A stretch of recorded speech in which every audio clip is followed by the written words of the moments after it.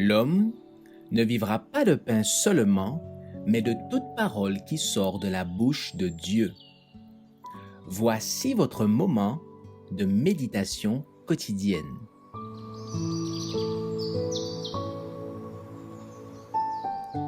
Maranatha.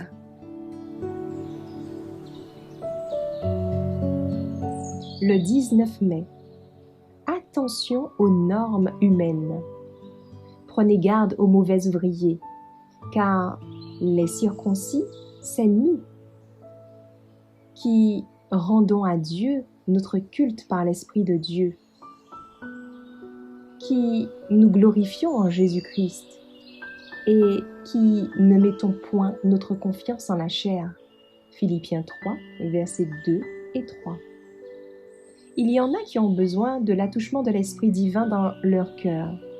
Quand ils le recevront, le message pour ce temps deviendra leur principale préoccupation. Ils ne rechercheront pas les normes humaines, des choses étranges ou nouvelles.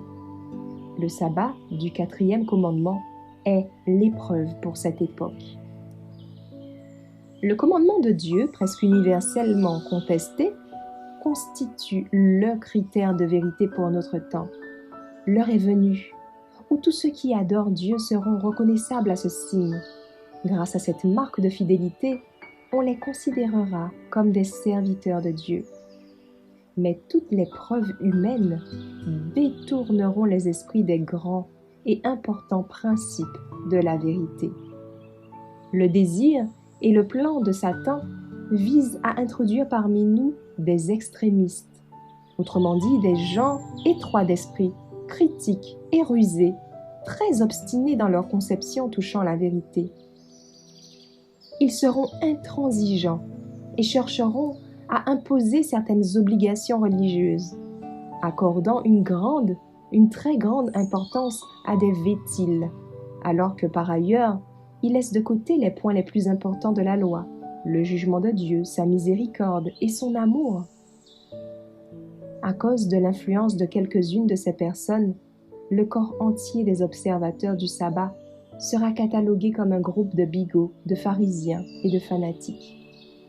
Dieu a une œuvre spéciale à confier à des hommes d'expérience. Leur rôle est d'assurer la sauvegarde de sa cause. Ils doivent veiller à ce que son œuvre ne soit pas mise entre les mains d'hommes qui se croient autorisés à agir selon leurs idées personnelles, à prêcher ce qui leur plaît, qui estiment n'avoir de compte à rendre à personne concernant leur enseignement ou leur travail. Que cet esprit de suffisance vienne à régner dans notre Église, et il n'y aura alors ni unité d'action, ni unité d'esprit, ni sécurité pour notre œuvre, ni possibilité d'un développement sain de l'œuvre. Le Christ a prié pour que ses disciples soient un comme lui et le Père sont un. Ceux qui souhaitent voir l'exaucement de cette prière doivent s'efforcer de réfréner les moindres velléités de division et essayer de maintenir l'esprit d'unité et d'amour parmi les frères.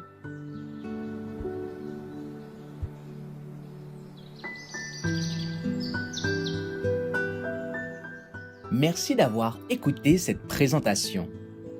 Assurez-vous de nous rejoindre demain pour votre moment de méditation quotidienne avec lereste.org.